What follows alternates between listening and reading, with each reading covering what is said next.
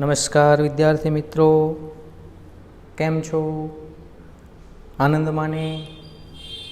આજે આપણે 11th સાયન્સમાં રેડોક્ષ પ્રક્રિયામાં સ્પર્ધાત્મક ઇલેક્ટ્રોન વિનિમયનો અભ્યાસ કરીશું.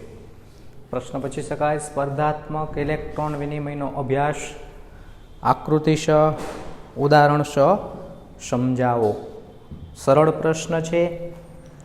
જો સ્પર્ધાત્મક ઇલેક્ટ્રોન વિનિમયનો અભ્યાસ મીન્સ ઇલેક્ટ્રોનની આપલે વિનિમય, પણ સ્પર્ધાત્મક મીન્સ જેની ઇલેક્ટ્રોન ગુમાવવાની વૃત્તિ વધુ હોય તે ઇલેક્ટ્રોન આપે. કદાચ એ જ તત્વ એના કરતાં પણ વધુ ઇલેક્ટ્રોન ગુમાવવાની વૃત્તિ સાથે આવે ત્યારે એ જ તત્વ ફરી પાછું ઇલેક્ટ્રોન મેળવી પણ શકે. દાખલા તરીકે એકદમ સરળ, જો કોપર નાઇટ્રેટના દ્રાવણમાં ઝીંક જસતનો સળિયો રાખવામાં આવે તો શું રાસાયણિક પ્રક્રિયા થાય છે? એકદમ સરળ, દ્રાવણ છે કોપર નાઇટ્રેટનું CuNO3 ટ્વાઇસ એનું દ્રાવણ છે. કોપર નાઇટ્રેટના દ્રાવણમાં ઝીંક જસત સોલિડ હોય એનો સળિયો પટ્ટી રાખવામાં આવે તો શું રાસાયણિક પ્રક્રિયા થાય છે? રાસાયણિક પ્રક્રિયા પહેલાં તો થાય છે કે નહીં? એકદમ સરળ, કોપર કરતાં ઝીંકની સક્રિયતા વધુ.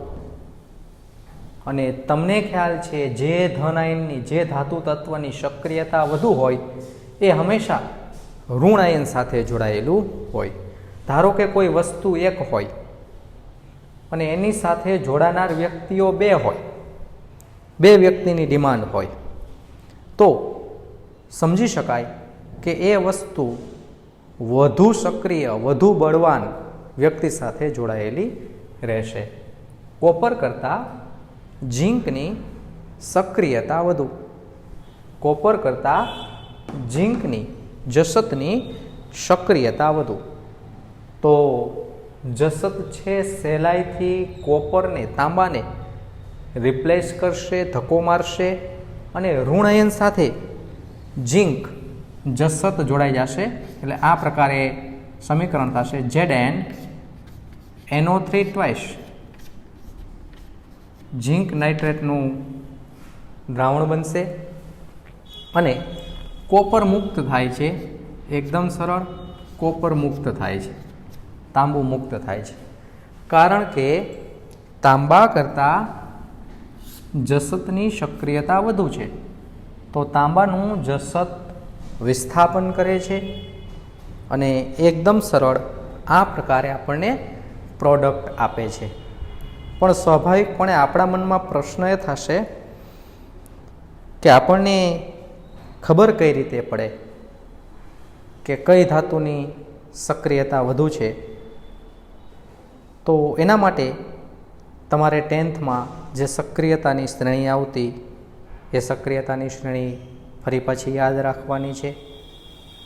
અથવા એમ પણ કહી શકાય કે હાઇડ્રોજન સાથે આ દરેક તત્વની ઇલેક્ટ્રોન મેળવવાની કે ગુમાવવાની પ્રક્રિયાનો અભ્યાસ કરવામાં આવે છે પ્રમાણિત હાઇડ્રોજન વિદ્યુત ધ્રુવ સાથે, અને એને આધીન તેના ઓક્સિડેશન કે રિડક્શન પોટેન્શિયલના મૂલ્ય આપેલા હોય છે.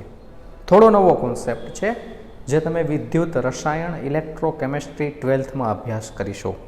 અત્યારે હું અમુક તત્વની ઓક્સિડેશન અથવા રિડક્શન પોટેન્શિયલના મૂલ્યની ચર્ચા કરું છું. દાખલા તરીકે આમ લખેલું હોય E0 Zn/Zn+2, તો આને કહેવાય ઝીંકનો પ્રમાણિત. ઉપર 0 હોય એનો અર્થ એ થશે પ્રમાણિત.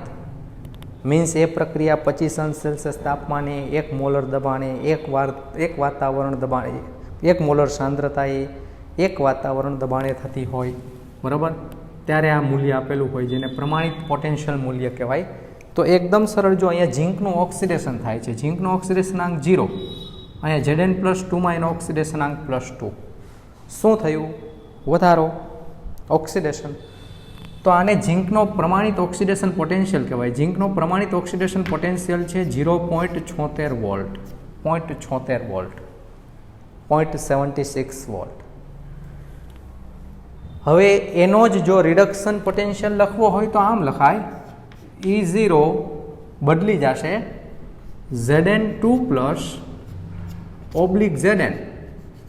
જો આમાં જ આટલો જ ફેરફાર, 0 માંથી +2 વધારો એટલે ઓક્સિડેશન, ઓક્સિડેશન પોટેન્શિયલ કહેવાય. સિમ્પલ, +2 માંથી 0 ઘટાડો રિડક્શન પોટેન્શિયલ કહેવાય. ઓક્સિડેશન પોટેન્શિયલનું મૂલ્ય જેટલું હોય એટલું જ રિડક્શન પોટેન્શિયલનું મૂલ્ય થાય. આંકમાં કંઈ પણ પ્રકારનો ફેરફાર નહીં, પણ માત્ર ધન મૂલ્ય હોય તો આ મૂલ્ય ઋણ થશે, -0.76 વોલ્ટ, -0.76 વોલ્ટ. બીજું આપણને આપેલું છે કોપર. તો કોપરનો ઓક્સિડેશન રિડક્શન પોટેન્શિયલનું મૂલ્ય લખવું હોય Cu/Cu2+. તો કોપરનો ઓક્સિડેશન પોટેન્શિયલ છે -0.34 વોલ્ટ. જો જોઈને બંનેના ઓક્સિડેશન પોટેન્શિયલના મૂલ્યો તમે જોશો, ઝીંક અને કોપર બંનેના ઓક્સિડેશન પોટેન્શિયલના મૂલ્યો જોશો તો યાદ રાખો, જેનું ઓક્સિડેશન પોટેન્શિયલનું મૂલ્ય વધુ, જેનું ઓક્સિડેશન પોટેન્શિયલનું મૂલ્ય વધુ તેનું ઓક્સિડેશન થાય. તો બેમાંથી કેનું ઓક્સિડેશન પોટેન્શિયલનું મૂલ્ય વધુ છે? કેનું ઓક્સિડેશન પોટેન્શિયલનું મૂલ્ય વધુ છે? ઝીંકનું કે કોપરનું? તો સ્વાભાવિકપણે ઝીંકનું ઓક્સિડેશન પોટેન્શિયલનું મૂલ્ય વધુ છે, તો ઝીંકનું ઓક્સિડેશન થશે. ઝીંકનું ઓક્સિડેશન પોટેન્શિયલનું મૂલ્ય વધુ છે તો ઝીંકનું ઓક્સિડેશન થશે. રિડક્શન પોટેન્શિયલના મૂલ્યની વાત કરીએ તો કોપરનો રિડક્શન પોટેન્શિયલનો આંક આટલો થશે, E0 Cu2+/Cu. અને રિડક્શન પોટેન્શિયલ છે, જો સમજી શકાય, +2 માંથી 0 વધારો થાય છે કે ઘટાડો થાય છે? ઘટાડો થાય છે. એનું રિડક્શન પોટેન્શિયલનું મૂલ્ય -0.34 વોલ્ટ છે. અને જેનું રિડક્શન પોટેન્શિયલનું મૂલ્ય વધુ હોય ને એનું રિડક્શન થાય. તો ઝીંકનું ઓક્સિડેશન પોટેન્શિયલનું મૂલ્ય વધુ છે. ઓક્સિડેશન, ઝીંકનું ઓક્સિડેશન પોટેન્શિયલનું મૂલ્ય વધુ છે. આ બેની કમ્પેરિઝન કરો, બેયના ઓક્સિડેશન પોટેન્શિયલની કમ્પેરિઝન કરવાની, બંનેના કા રિડક્શન પોટેન્શિયલના મૂલ્યની સરખામણી કરવાની. તો જોઈ શકાય છે ઝીંકનું ઓક્સિડેશન પોટેન્શિયલનું મૂલ્ય વધુ છે, માટે ઝીંકનું ઓક્સિડેશન થાય છે. હા, અને કોપરનું રિડક્શન પોટેન્શિયલનું મૂલ્ય વધુ છે, માટે કોપરનું રિડક્શન થાય છે. તો જોઈને આ પ્રક્રિયામાં નાઇટ્રેટ આખાનો ઓક્સિડેશન આંક -1 હોય, વીજભાર -1 હોય, નાઇટ્રેટ, તો 2 નાઇટ્રેટનો -2, 2 નાઇટ્રેટનો -2, તો સમજી શકાય અહીંયા કોપરનો ઓક્સિડેશન આંક છે +2 માંથી 0. શું થયું કોપરનું રિડક્શન? કારણ કે કોપરનો રિડક્શન પોટેન્શિયલનો આંક મોટો છે એટલે કોપરનું રિડક્શન થાય છે. સામે ઝીંક છે એનો ઓક્સિડેશન આંક 0 માંથી +2, શું થાય છે? વધારો થાય છે, ઓક્સિડેશન થાય છે, કારણ કે ઝીંકનું ઓક્સિડેશન પોટેન્શિયલનું મૂલ્ય વધુ છે. પણ આપણે પ્રયોગ દ્વારા સમજીએ, એકદમ સરળ, સાવ સહેલી પ્રક્રિયા છે. જો ધારો કે એક પાત્રમાં બીકરમાં કોપર નાઇટ્રેટનું દ્રાવણ ભરેલું છે. તેનું દ્રાવણ ભરેલું છે કોપર નાઇટ્રેટ. યાદ રાખો, કોપર સલ્ફેટની જેમ copper nitrate, copper sulphate means more તોથું, મોર પીચ બ્લુ રંગનું દ્રાવણ હોય, જેનો તમને ખ્યાલ છે. કોપર સલ્ફેટની જેમ કોપર નાઇટ્રેટ પણ વાદળી રંગનું દ્રાવણ છે. તો આ જે દ્રાવણ ભરેલું છે બીકરમાં, એ દ્રાવણ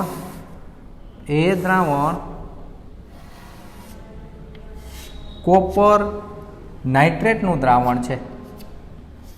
Cu NO3 ટ્વાઇસ. AQ નો અર્થ થાય જલીય દ્રાવણ, પાણીમાં બનાવેલું દ્રાવણ. કેનું દ્રાવણ લીધું છે? કોપર નાઇટ્રેટનું દ્રાવણ. કોપર નાઇટ્રેટનું દ્રાવણ.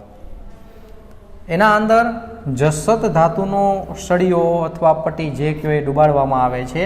જસત છે એ રંગવિહીન હોય, બરાબર છે.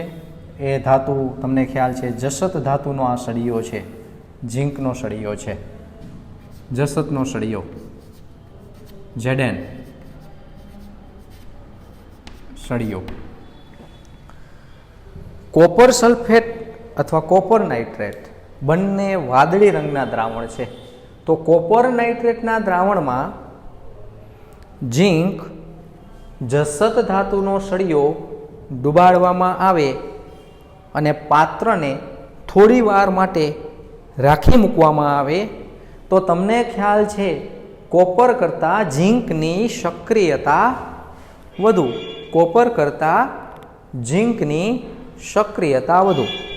જેનો ઓક્સિડેશન પોટેન્શિયલનું મૂલ્ય વધુ હોય તેનું ઓક્સિડેશન થાય, અને જેનું રિડક્શન પોટેન્શિયલનું મૂલ્ય વધુ હોય તેનું રિડક્શન થાય. જોવો જોઈએ ને, હવે બે તત્વો એકબીજાના સંપર્કમાં આવે છે, કોપર અને ઝીંક. દ્રાવણમાં કોપર +2 છે અને સળિયામાં ઝીંક સોલિડ છે. આ બંને વચ્ચે પ્રક્રિયા થશે.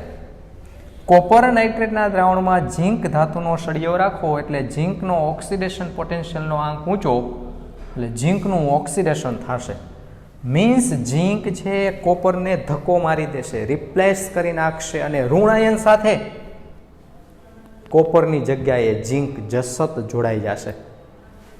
હા, તો જોવો જોઈને એકદમ સરળ. આ રીતે ઝીંક છે એ દ્રાવણમાં જાય છે Zn+2 આયન બનાવીને. આ Zn+2 આયન બન્યો, Zn+2 આયન. એ Zn+2 આયન નાઇટ્રેટ સાથે જોડાઈ જશે, NO3- સાથે જોડાશે. પણ Zn પર +2 વીજભાર છે, નાઇટ્રેટ પર -1 વીજભાર છે, એટલે નાઇટ્રેટ 2 લેવા પડે. એટલે તમને ખ્યાલ છે કે દ્રાવણ છે એ સિમ્પલ, થોડા સમય પછી જોશો અત્યારે પ્યોર દ્રાવણ કોપર નાઇટ્રેટનું છે અને સળિયો ઝીંકનો છે. થોડા સમય પછી જોશો, થોડા સમય પછી એ પાત્રમાં તો આપણને સામાન્ય રીતે આ પ્રકારે દેખાશે.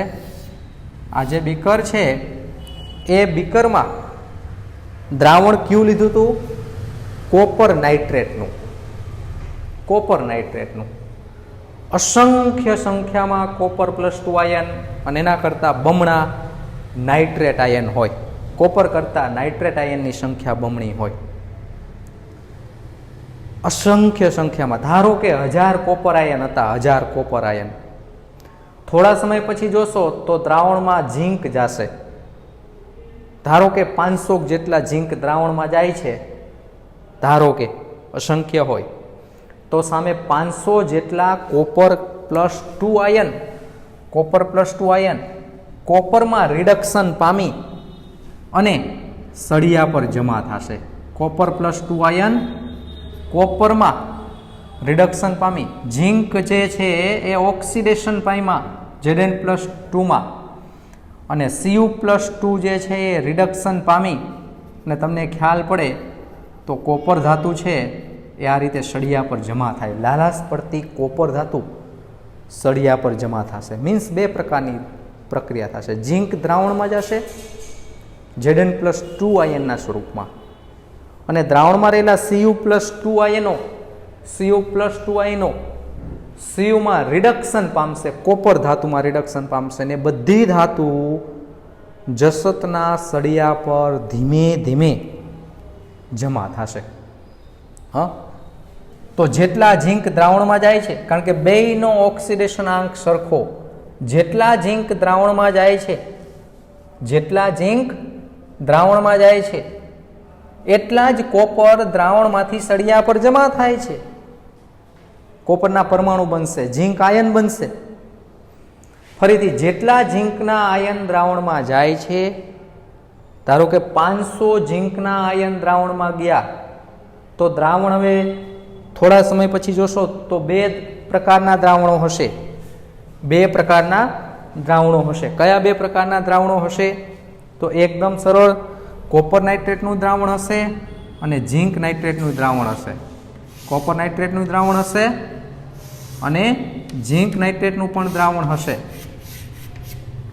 આ સળિયો છે જસતનો, ઝીંકનો.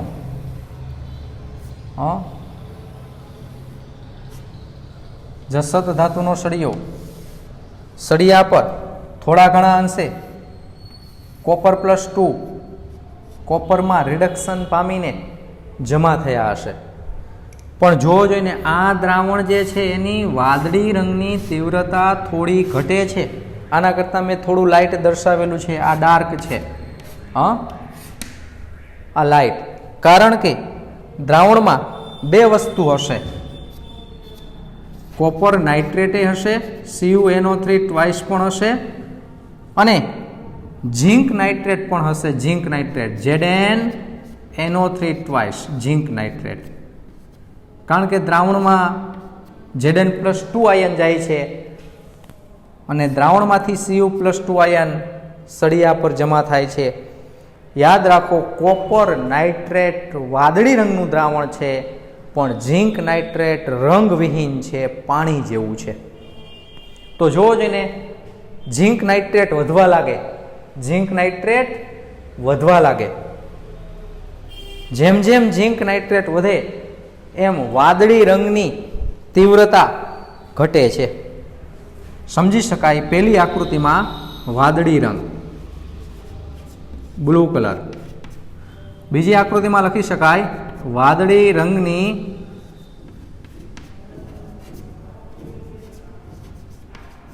તીવ્રતા ઘટે. કેમ વાદળી રંગની તીવ્રતા ઘટે? સિમ્પલ. શરૂઆતમાં 100% ધારો કે કોપર નાઇટ્રેટનું દ્રાવણ હતું વાદળી રંગનું. થોડા સમય પછી જોશો તો પાત્રમાં ધારો કે 50% કોપર નાઇટ્રેટનું દ્રાવણ છે અને 50% ઝીંક નાઇટ્રેટનું દ્રાવણ છે. કારણ કે ઝીંક નાઇટ્રેટનું દ્રાવણ બન્યું તો દ્રાવણ ઝીંક નાઇટ્રેટના દ્રાવણને રંગ ન હોય, રંગ વિહીન છે અને પરિણામે ઝીંક નાઇટ્રેટ જેમ જેમ બને તેમ તેમ વાદળી રંગની તીવ્રતા ઘટે છે. સામે કોપર છે એ ઝીંક જસત ધાતુના સળિયા પર પ્લેટિંગ પામશે, જમા થશે. એટલે લાલાશ પડતી કોપર, લાલાશ પડતી કોપર ધાતુ છે એ જસતના સળિયા પર પ્લેટિંગ થયું હોય. ટૂંકમાં ચેન્જ થાય છે સળિયામાંથી દ્રાવણમાં ને દ્રાવણમાંથી સળિયામાં, સળિયામાંથી દ્રાવણમાં, દ્રાવણમાંથી સળિયા પર. તો જો પાત્રને લાંબો સમય સુધી રાખવામાં આવે, જો પાત્રને લાંબો સમય સુધી રાખવામાં આવે તો એકદમ સરળ સમજી શકાય એવી વસ્તુ છે. લાંબો સમય સુધી દ્રાવણને એમને રાખશો તો જે વાદળી રંગનું દ્રાવણ હતું એ તીવ્રતા ઘટતી હતી અને લાંબા સમય પછી એ દ્રાવણ આ પ્રકારે રંગવિહીન થઈ જાય છે. અને જે સળિયો હતો, જે સળિયો ઝીંકનો, જસતનો સળિયો તો એ જ છે પણ એની ફરતી બાજુ જેટલો ભાગ દ્રાવણમાં ડૂબાડેલો હોય એ ફરતી બાજુ આ પ્રકારે લાલાશ પડતી કોપર ધાતુનું પ્લેટિંગ થઈ જાય છે. કારણ કે ઝીંક દ્રાવણમાં ચાલ્યો જાય છે અને દ્રાવણમાંથી Cu+2 સળિયા પર જાય છે. તો એક સમય એવો આવશે કે દ્રાવણ ધારો કે સંપૂર્ણપણે ઝીંક નાઇટ્રેટનું થાય છે, ZnNO3 ટ્વાઇસનું દ્રાવણ થાય છે. એટલે કે એ દ્રાવણ રંગવિહીન થઈ જાય છે. શરૂઆતમાં 100% કોપર નાઇટ્રેટનું દ્રાવણ માટે વાદળી રંગ, અંતમાં નિયર અબાઉટ 100% ઝીંક નાઇટ્રેટનું દ્રાવણ એટલે રંગવિહીન. મીડિયેટર સ્થિતિ એવી છે કે જેમાં ઝીંક નાઇટ્રેટ પણ છે અને કોપર નાઇટ્રેટ પણ છે. એટલે એ દ્રાવણ જે છે એમાં વાદળી રંગની તીવ્રતા ઘટી. એટલે આ પ્રકારે ઇલેક્ટ્રોન વિનિમયનો અભ્યાસ. જો આ પ્રક્રિયાને આપણે સમજવી હોય તો એકદમ સિમ્પલ સરળતાથી સમજી શકાય કે ઝીંક જે છે સોલિડ એની ઓક્સિડેશન પોટેન્શિયલનું મૂલ્ય વધુ, તો ઝીંક જે છે એ ઓક્સિડેશન પામશે Zn+2માં અને એ દ્રાવણમાં જાય છે માટે એક્વિયસ લખાય અને 2 ઇલેક્ટ્રોન પોતે મુક્ત કરે છે. અને જેટલા ઇલેક્ટ્રોન મુક્ત થયા હોય 2 ઇલેક્ટ્રોન મુક્ત થાય છે એનો Cu+2 સ્વીકાર કરે છે. Cu+2 એક્વિયસ ફોર્મમાં દ્રાવણમાં હતો એ 2 ઇલેક્ટ્રોનનો સ્વીકાર કરે છે અને કોપર સોલિડમાં જમા થાય છે. 2 ઇલેક્ટ્રોન જે ઝીંકે મુક્ત કર્યા એ 2 ઇલેક્ટ્રોનનો Cu+2 સ્વીકાર કરે છે. એટલે ટોટલ કુલ પ્રક્રિયા લખવી હોય તો આમ લખી શકાય, zinc solid Cu+2 aqueous, it gives Zn+2 aqueous અને કોપર સોલિડ. સમજી શકાય છે ઝીંકનું ઓક્સિડેશન થાય છે જો 0માંથી +2 ઓક્સિડેશન, કોપરનું રિડક્શન થાય છે +2માંથી 0. તો શરૂઆતમાં દ્રાવણ કેનું લીધું હોય? કોપર નાઇટ્રેટનું. સળિયો કેનો હોય? ઝીંકનો. લાંબા સમય પછી જોશો તો દ્રાવણ શેનું થઈ જશે? ઝીંક નાઇટ્રેટનું. રંગવિહીન થઈ જશે અને સળિયો મીન્સ પ્લેટિંગ થઈ જશે ફરતી બાજુ કોપરનું. તો આ પ્રમાણે કોપર નાઇટ્રેટના દ્રાવણમાં જ્યારે ઝીંક ધાતુનો સળિયો રાખવામાં આવે છે તો ઝીંકની સક્રિયતા વધુ માટે પોતે ઋણાયન સાથે જોડાઈ જાય છે. કોપરની સક્રિયતા ઓછી એટલે કોપરનું રિપ્લેસ થાય છે, મુક્ત થાય છે. આને કહેવાય રેડોક્સ પ્રક્રિયાનો અભ્યાસ. હજુ આપણે તુલનાત્મક અભ્યાસ કરીએ છીએ, ઇલેક્ટ્રોન વિનિમયનો તુલનાત્મક સ્પર્ધાત્મક અભ્યાસ કરીએ છીએ. ધારો કે એ જ કોપરને આપણે સિલ્વર નાઇટ્રેટના દ્રાવણમાં ડુબાડીએ, વળી પાછો આવ્યો કોપર અને સિલ્વર નાઇટ્રેટ, તો સિલ્વરનો પોટેન્શિયલ Ag / Ag+, સિલ્વરનો આ ઓક્સિડેશન પોટેન્શિયલ, પણ યાદ રાખો સિલ્વરનો અહીંયા 0 ઓક્સિડેશન આંક છે ને અહીંયા +1 છે. હા, સિલ્વરનો પોટેન્શિયલ છે -0.80 વોલ્ટ. હવે કમ્પેરિઝન થાય છે સિલ્વર નાઇટ્રેટના દ્રાવણમાં. સિલ્વર નાઇટ્રેટના દ્રાવણમાં સિલ્વર નાઇટ્રેટ એટલે તમને ખ્યાલ છે AgNO3 ટ્વાઇસ. સિલ્વર નાઇટ્રેટનું દ્રાવણ છે, એમાં કોપર ધાતુનો સળિયો ડુબાડવામાં આવે છે. સિલ્વર નાઇટ્રેટના દ્રાવણમાં કોપર ધાતુનો સળિયો ડુબાડવામાં આવે તો રાસાયણિક પ્રક્રિયા થશે કે નહીં? પ્રક્રિયા થશે કે નહીં એના માટે ધાતુ તત્વોમાંથી કેની સક્રિયતા વધુ? સિલ્વર કે કોપર? તો બેયના ઓક્સિડેશન પોટેન્શિયલના મૂલ્યો જુઓ. કોપરનો ઓક્સિડેશન પોટેન્શિયલનો આંક છે -0.34 અને સિલ્વરનો ઓક્સિડેશન પોટેન્શિયલનો આંક છે -0.80. તો સમજી શકાય કે સિલ્વર કરતાં કોપરની સક્રિયતા વધુ છે. માટે હવે જે કોપર ઝીંકની જસતની સરખામણીમાં રિડક્શન અનુભવતું હતું એ જ કોપર હવે સિલ્વરની સરખામણીમાં ઓક્સિડેશન અનુભવશે. ફરીથી જો સમજણ પડી હોય તો આ જ કોપર હવે સિલ્વરને ધક્કો મારશે. આ જ કોપર હવે સિલ્વરને ધક્કો મારશે, સિલ્વરનું વિસ્થાપન કરશે. ધક્કો મારશે મીન્સ વિસ્થાપન કરશે, કારણ કે કોપર તાંબાની સક્રિયતા ચાંદી કરતાં વધુ. તમને ખ્યાલ છે સોનું સૌથી નિષ્ક્રિય ધાતુ તત્વ છે. સોનું, ચાંદી આ બધા નિષ્ક્રિય તત્વોમાં આવે. ચાંદી કરતાં પણ સોનાની જે છે એ પ્રક્રિયા પામવાની વૃત્તિ બહુ નહિવત, બહુ જ ઓછી.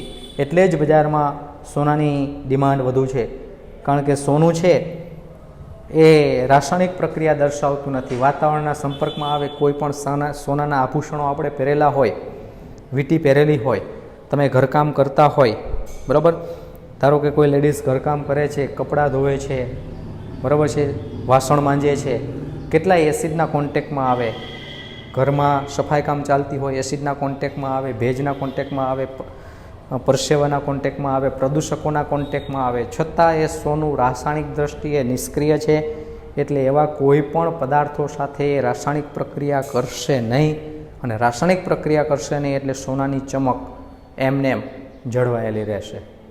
બરાબર. અચ્છા, હવે અહીંયા આપણે ચર્ચા કરીએ છીએ સિલ્વર નાઇટ્રેટના દ્રાવણમાં કોપર ધાતુનો સળિયો ડુબાડવામાં આવે તો કોપર નાઇટ્રેટનું દ્રાવણ બનશે CuNO3 ટ્વાઇસ એક્વિયસ, અને સિલ્વર ધાતુ છે એ મુક્ત થશે. પણ યાદ રાખો, અહીંયા જે છે જો કોપર નાઇટ્રેટ, 2 નાઇટ્રેટની જરૂર પડે છે. કોપર નાઇટ્રેટ અહીં સિલ્વર નાઇટ્રેટ એટલે AgNO3. સિલ્વર નાઇટ્રેટનું સૂત્ર છે AgNO3, કારણ કે Ag ની +1 સંયોજકતા, Ra Ag ની +1 સંયોજકતા અને નાઇટ્રેટની -1 એટલે AgNO3. પણ અહીંયા નાઇટ્રેટ 2 જરૂર પડે છે એટલે 2 mall of AgNO3 2 mall of AgNO3. Copper ધાતુ સાથે પ્રક્રિયા કરશો એટલે સૂત્ર થશે CuNO3 ટ્વાઇસ, કારણ કે કોપરની સંયોજકતા +2 છે. બરાબર. હવે સિલ્વર 2 છે એટલે 2 સિલ્વર મુક્ત થશે. તો જો સમજી શકાય એવું પ્રક્રિયા છે. સિલ્વરનો ઓક્સિડેશન આંક +1, સિલ્વરનું રિડક્શન થયું +1 માંથી 0. એ જ કોપર જે અહીંયા રિડક્શન પામતો તો એ જ કોપર અહીંયા ઓક્સિડેશન પામ્યો. કોપરનો ઓક્સિડેશન આંક +2 જેટલો વધે છે. કોપરનો ઓક્સિડેશન આંક +2 જેટલો વધે છે. તો સામે સિલ્વરનો ઓક્સિડેશન આંક +1 માંથી 0 1 જેટલો ઘટે છે, એટલે 2 સિલ્વર લેવા પડે +2 માંથી 0.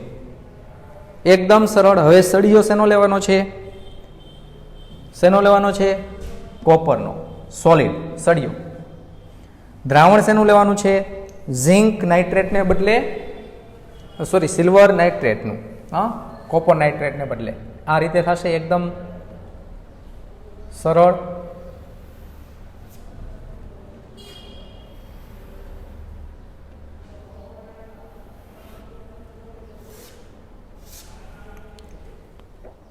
જો કોપર નાઇટ્રેટને વાદળી રંગ છે, ઝિંક નાઇટ્રેટને રંગ નથી. ઝિંક નાઇટ્રેટને રંગ નથી. સેમ વે સિલ્વર નાઇટ્રેટ પણ રંગવિહીન છે, પાણી જેવું દ્રાવણ છે. તો શરૂઆતમાં આપણે દ્રાવણ ભરીએ છીએ, આ પાત્રમાં શરૂઆતમાં દ્રાવણ ભરીએ છીએ, આ દ્રાવણ ભરીએ છીએ, વાદળી રંગની જગ્યાએ રંગવિહીન છે. રંગવિહીન છે. કારણ કે સિલ્વર નાઇટ્રેટનું દ્રાવણ છે AgNO3. સિલ્વર નાઇટ્રેટ AgNO3 આનું દ્રાવણ છે. દ્રાવણ એટલે એક્વિયસ. સળિયો શેનો છે? તો તાંબાનો, કોપરનો સળિયો છે. Cu સોલિડ, Cu નો સળિયો, કોપરનો સળિયો. સક્રિયતા કેની વધુ? ચાંદીની કે તાંબાની? તો તાંબાની. એક Cu આયન જે છે એ Cu+2 માં, એક Cu નો પરમાણુ Cu+2 માં ઓક્સિડેશન પામશે, ત્યારે 2 સિલ્વર જે છે, 2 સિલ્વર છે એ રિડક્શન પામશે. Ag+ જે છે ને, Ag માં રિડક્શન પામશે. 2 સિલ્વરના પરમાણુઓ જે છે એ જમા થશે. એક કોપરનો પરમાણુ દ્રાવણમાં જશે ને આયન સ્વરૂપે, ત્યારે 2 સિલ્વરના પરમાણુ જમા થશે. જો આમાં એક ઝિંકનો પરમાણુ ઓક્સિડેશન પામતો ને, એક ઝિંકનો પરમાણુ, ત્યારે સામે એક કોપરનો પરમાણુ જમા થતો, કારણ કે બેયનો +2 ઓક્સિડેશન આંક છે. ફરીથી એક ઝિંકનો પરમાણુ ઓક્સિડેશન પામે ને ત્યારે એક કોપર પરમાણુ જમા થતો. અહીંયા જોવો જોઈએ ને, એક કોપર પરમાણુનું ઓક્સિડેશન થાય ને ત્યારે 2 સિલ્વર પરમાણુઓ જમા થાય. તો આ રીતે થશે. તો દ્રાવણ થોડા સમય પછી જોશો તો કેનું બની જશે? સિલ્વર નાઇટ્રેટ હશે. દ્રાવણમાં થોડા સમય પછી શું બનશે? Copper nitrate. અને કોપર નાઇટ્રેટ તમને ખ્યાલ છે, એકદમ સરળ. કેવા રંગનું દ્રાવણ છે કોપર નાઇટ્રેટ? વાદળી રંગનું દ્રાવણ છે. તો થોડા સમય પછી જોશો તો વાદળી રંગની તીવ્રતા સહેજ વધશે.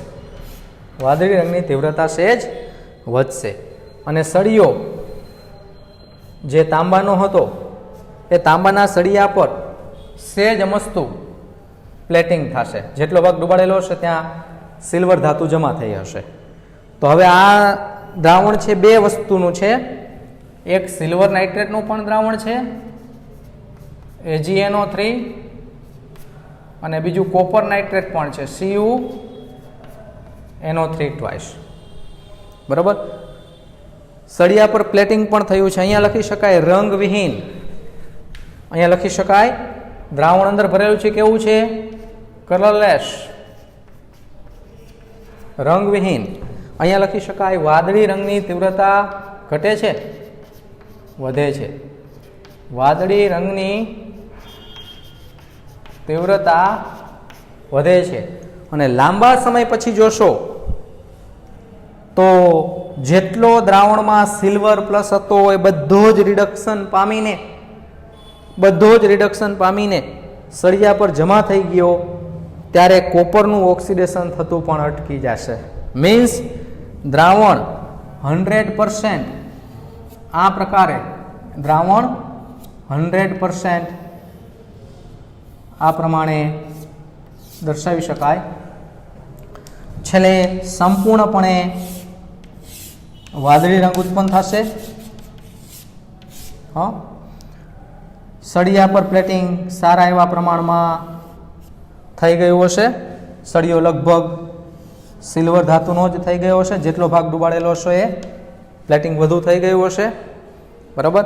તો આ રીતે સમજી શકાય આ દ્રાવણ કોપર નાઇટ્રેટનું દ્રાવણ છે CuNO3 ટ્વાઇસ.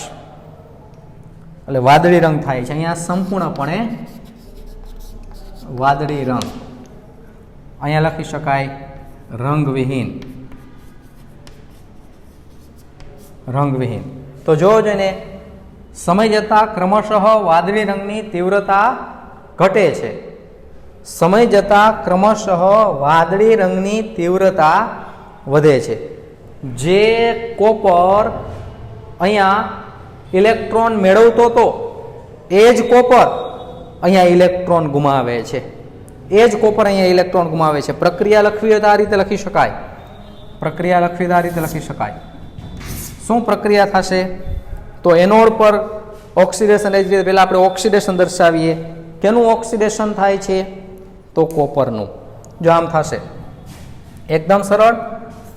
કોપરનો જે સળિયો હતો એ કોપર +2 બની દ્રાવણમાં જશે. 2 ઇલેક્ટ્રોન મુક્ત કરે છે. દ્રાવણમાંથી Ag+, પણ 2 ઇલેક્ટ્રોન મુક્ત થયા છે એટલે 2 Ag+ લેવા પડે. 2 Ag+ 2 ઇલેક્ટ્રોનનો સ્વીકાર કરે અને 2 Ag બની સળિયા પર જમા થાય. 2 ઇલેક્ટ્રોન મુક્ત થયા. આમ થશે copper solid 2 mol of Ag+ aqueous, it gives Cu+2 aqueous અને 2 Ag સોલિડ. જો જેને એક કોપરના પરમાણુનું ઓક્સિડેશન થઈ અને દ્રાવણમાં જાય છે ત્યારે 2 સિલ્વર આયનો જે છે એ રિડક્શન પામી સળિયા પર જમા થાય છે. તો જે કોપર અહીંયા ઇલેક્ટ્રોન મેળવતો હતો, મેળવવાની વૃત્તિ ધરાવતો હતો, એ જ કોપર અહીંયા ઇલેક્ટ્રોન ગુમાવે છે. તો આને સ્પર્ધાત્મક વિનિમય એટલે આપલે. આને સ્પર્ધાત્મક આપલે કહેવાય. જે તે તત્વ છે એના કરતાં વધુ સક્રિય આ તત્વ સાથે જોડાય, આ વધુ સક્રિય તત્વ, ત્યારે એની પાસેથી ઇલેક્ટ્રોન મેળવે. એ જ તત્વ એના કરતાં ઓછા સક્રિય સાથે જોડાય ત્યારે ઇલેક્ટ્રોન ગુમાવે. તો આ પ્રકારના અભ્યાસને તુલનાત્મક ઇલેક્ટ્રોન વિનિમયના અભ્યાસ તરીકે ઓળખવામાં આવે છે. હવે જો સમજી શકાય એકદમ સરળ, અહીંયા હું સિલ્વરનો રિડક્શન પોટેન્શિયલ પણ લખી નાખું છું. Ag is equal to +0.80 volt. Minus હતું પ્લસ. હવે આ બેની કમ્પેરિઝન કરી. રિડક્શન પોટેન્શિયલ કેનો વધુ, કોપરનો કે સિલ્વરનો? તો સિલ્વરનો, માટે સિલ્વરનું રિડક્શન થાય છે. તો આ બધી પ્રક્રિયાઓ જે છે આને તુલનાત્મક ઇલેક્ટ્રોન વિનિમયના અભ્યાસ તરીકે ઓળખવામાં આવે છે. પ્રશ્ન પૂછાય કે સ્પર્ધાત્મક ઇલેક્ટ્રોન વિનિમયનો અભ્યાસ આકૃતિસર સમજાવો, તો ઉપરની આકૃતિ અથવા આ નીચેની આકૃતિ દ્વારા આપણે સમજૂતી આપી શકીએ. બીજો એક પ્રયોગ ત્યાં પણ આપેલો છે, પણ ત્યાં પ્રયોગ આપેલો નથી. એના કરતાં એમ કહી શકાય કે નિકલ સલ્ફેટના દ્રાવણમાં કોબાલ્ટનો સળિયો રાખવામાં આવે, નિકલ સલ્ફેટના દ્રાવણમાં, નિકલ સલ્ફેટના દ્રાવણમાં NiSO4 નિકલ સલ્ફેટનું દ્રાવણ છે, એમાં કોબાલ્ટ ધાતુનો સળિયો રાખવામાં આવે તો રાસાયણિક પ્રક્રિયા શક્ય છે કે નહીં. અહીંયા આપણે થોડી બીજી ચર્ચા એ પણ કરીએ.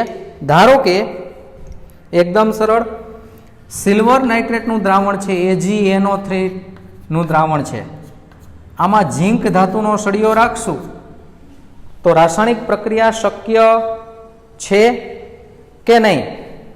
તો એકદમ સરળ, કેની સક્રિયતા વધુ, સિલ્વરની કે ઝીંકની? ઝીંકની.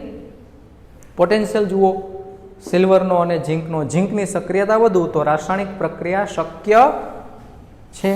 ઝીંક છે એ સિલ્વરને દૂર કરશે, આમ બનશે ZnNO3 ટ્વાઇસ, કારણ કે ઝીંકનો +2 ઓક્સિડેશન આંક છે, માટે 2 નાઇટ્રેટ જોડવાના અને સિલ્વર ધાતુ મુક્ત થશે. પણ સમીકરણને સંતુલિત કરવું પડે, 2 નાઇટ્રેટની જરૂર પડી છે તો 2 વડે ગુણવા પડે, 2 સિલ્વરનું રિડક્શન થશે. એક ઝીંક ઓક્સિડેશન પામશે અને દ્રાવણમાં જશે, એક ઝીંક ઓક્સિડેશન પામશે અને દ્રાવણમાં જશે ત્યારે 2 સિલ્વર સળિયા પર જમા થશે. રંગ પરિવર્તન જોવા મળશે નહીં, કારણ કે સિલ્વર નાઇટ્રેટ રંગવિહીન હતું, ઝીંક નાઇટ્રેટ એ રંગવિહીન. એટલે દ્રાવણની રંગમાં કંઈ તીવ્રતામાં કંઈ ફેરફાર ન થતો હોય. જેમ આમાં વાદળી રંગની તીવ્રતા ઘટે છે અને વાદળી રંગની તીવ્રતા વધે છે, અહીંયા રાસાયણિક પ્રક્રિયા તો શક્ય છે, પણ લખી શકાય કે રંગની તીવ્રતામાં મીન્સ રંગવિહીન દ્રાવણમાં કોઈ પણ પ્રકારનો ફેરફાર થતો નથી. રાસાયણિક પ્રક્રિયા શક્ય છે. આનાથી વિરુદ્ધ સમજી શકો તમે કે ઝીંક નાઇટ્રેટનું દ્રાવણ છે, ZnNO3 ટ્વાઇસ, આમાં કોપર ધાતુનો સળિયો રાખવામાં આવે તો શું રાસાયણિક પ્રક્રિયા થશે? વાદળી રંગની તીવ્રતા વધે છે, વાદળી રંગની તીવ્રતા ઘટે છે, રાસાયણિક પ્રક્રિયા શક્ય નથી. તો જો જેને 2 માંથી કેની સક્રિયતા વધુ, કોપરની કે ઝીંકની? ઝીંકની. ઝીંકની સક્રિયતા વધુ, અને એ પોતે જ ઓલરેડી ઋણાયન સાથે જોડાયેલો છે. વસ્તુ કેની પાસે છે, ઓછા સક્રિય પાસે કે વધુ સક્રિય પાસે? વધુ સક્રિય વ્યક્તિ પાસે છે. વધુ સક્રિય વ્યક્તિ પાસેથી ઓછી સક્રિય વ્યક્તિ એ વસ્તુને ખેંચી શકે, આંચકી શકે નહીં. જે બળવાન હોય એની પાસે વસ્તુ હોય. તો કોણ બળવાન, કોપર કે ઝીંક? ઝીંક. અને વસ્તુ ઓલરેડી ઋણાયન જોડાયેલો છે એની સાથે. તો અહીંયા રાસાયણિક પ્રક્રિયા શક્ય નથી. સેમ વે ઝીંક નાઇટ્રેટના દ્રાવણમાં સિલ્વર ધાતુનો સળિયો રાખવામાં આવે તો રાસાયણિક પ્રક્રિયા શક્ય નથી, કારણ કે સિલ્વરની સક્રિયતા તો વળી પાછી એના કરતાં પણ ઓછી.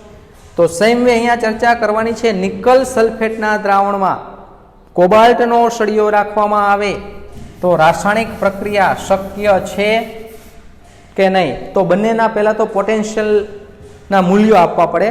કોબાલ્ટનો પોટેન્શિયલ આ રીતે છે, E0 કોબાલ્ટ ઓબ્લિક કોબાલ્ટ +2 લખું છું, +2ની વાત થાય છે અહીંયા, 0 અને +2.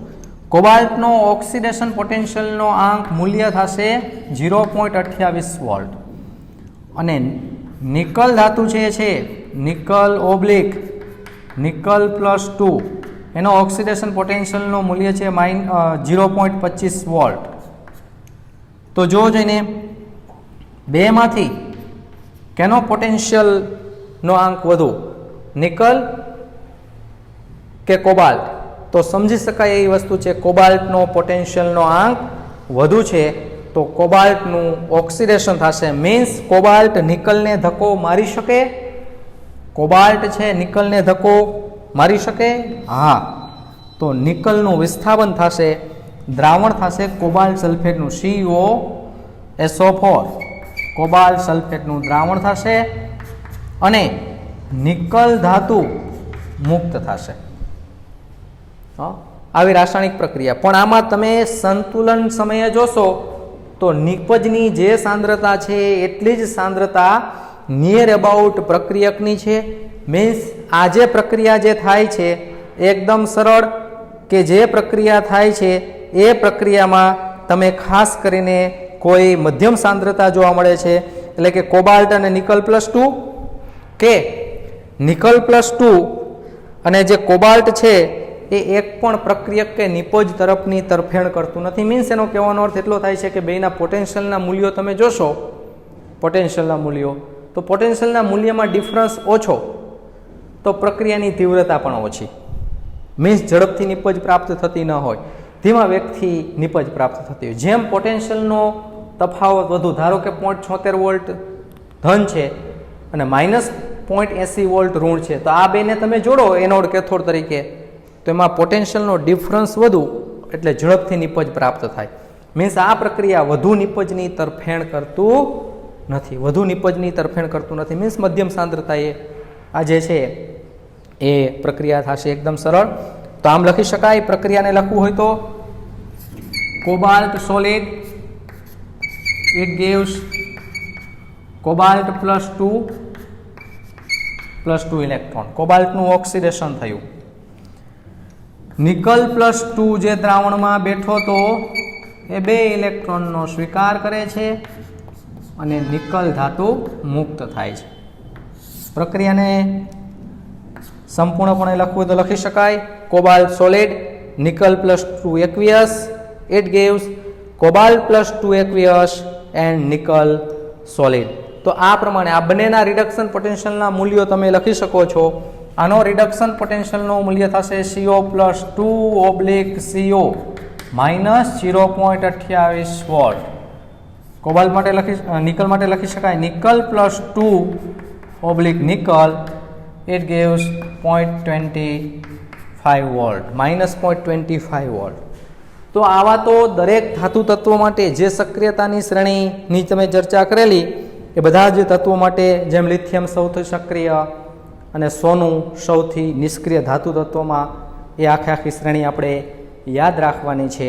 આને કહેવાય સ્પર્ધાત્મક ઇલેક્ટ્રોન વિનિમયનો અભ્યાસ. સહેલો પ્રશ્ન છે, આકૃતિ સહ આપણે સામાન્ય રીતે સમજાવવાનો હોય છે. અહીંયા સુધી આપણે રાખીએ છીએ. અને બીજું એકાદ રાસાયણિક પ્રક્રિયા હું તમને સંતુલિત કરવા માટે આપું છું, એ પ્રક્રિયાને તમારે સંતુલિત કરવાની છે. અચ્છા, પ્રક્રિયા આ રીતે છે. Cl2O7 પ્રક્રિયાને સંતુલિત આપણે કરશું. અહીંયા હું દૂર કરું છું આ ભાગ. Cl2O7 plus H2O2, Cl2O7 plus H2O2, it gives Cl2O7 ક્લોરીનનો ઓક્સો એસિડ છે, અને ક્લોરીનના ઓક્સો એસિડમાં હેલોજનનો ઓક્સિડેશનાંક ધન હોય છે. અહીંયા ઓક્સિજનનો ઓક્સિડેશનાંક ઋણ છે, જેનો તમને ખ્યાલ છે. Cl2 માઇનસ અને O2. ધારો કે એસિડિક માધ્યમમાં આ પ્રક્રિયા થાય છે. બંને મેથડથી તમે સંતુલિત કરજો. અહીંયા ક્લોરીનનો ઓક્સિડેશનાંક છે +7, અહીંયા ઓક્સિજનનો અપવાદરૂપ છે. હાઇડ્રોજનનો તો +1 જ છે, ઓક્સિજનનો -1, કારણ કે પેરોક્સાઇડ છે. અહીંયા ક્લોરીનનો 4 માંથી 1 જાય 3, અહીંયા ઓક્સિજનનો 0. જો ક્લોરીનનું રિડક્શન થાય છે, પણ અહીંયા ક્લોરીનની સંખ્યા 2 છે ને અહીંયા ક્લોરીનની સંખ્યા 1 છે, એટલે 2 વડે ગુણી ક્લોરીનના ઓક્સિડેશનાંક બમણા લખવાના. અહીંયા ઓક્સિજનની સંખ્યા 2 છે ને અહીંયા ઓક્સિજનની સંખ્યા 2 છે, પણ ઓક્સિજન અહીંયા ધ્યાનમાં નહીં લેવાનો, ઓક્સિજન અહીંયા જ ધ્યાનમાં લેવાનો. અહીંયા ઓક્સિજન 2 છે, અહીંયા ઓક્સિજન 2 છે, પણ આપણે ગુણવાના કંઈ જરૂર નથી. પણ 2 ઓક્સિજનનો ઓક્સિડેશનાંક -2, 0.